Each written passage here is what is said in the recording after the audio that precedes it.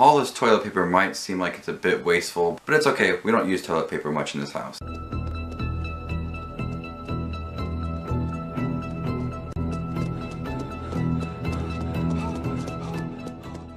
The Fog was released in 1980 and it was directed by John Carpenter and takes place in Antonio Bay, which was built in 1880 with blood money obtained from shipwrecked lepers, which no one believes. On the eve of the town's centennial, many plan to attend the celebrations, including the murdered lepers.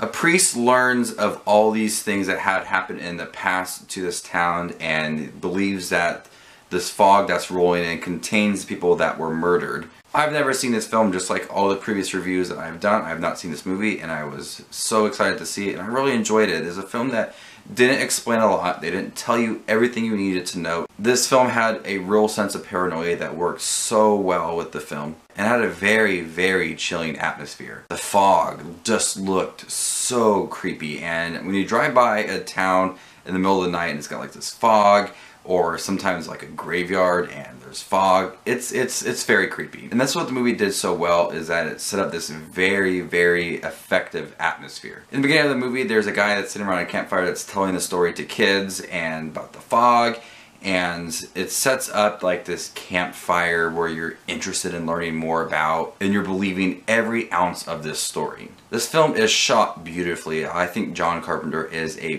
great director. Movies like Halloween and The Thing. He's a very effective director, and the atmosphere in here that he created, the setting, all of it was perfect. The acting in here was great as well, from people like Jamie Lee Curtis and some others. The acting was great. My issue with this film is that it does take some time to get interesting. The movie does start off a bit slow for me, but once the fog comes rolling in and everybody realizes what's in this fog and things start to happen, that's when the film does really pick up, but that's not towards the middle half of the film. In the beginning, it's just stories, and this happened here, and this happened at this time. What if this is happening right now? And so it was a bit dull for me, and it took some time to get interesting. But when things did start to pick up, it was very interesting. It was fun to watch, and the atmosphere just blew my mind. I had a lot of fun watching The Fog. I'm glad I watched it. It did start off a bit slow, but once it picked up, it was a highly effective film. And the script was great because it didn't need its time to tell us everything that had happened in the past. So I'm going ahead and give The Fog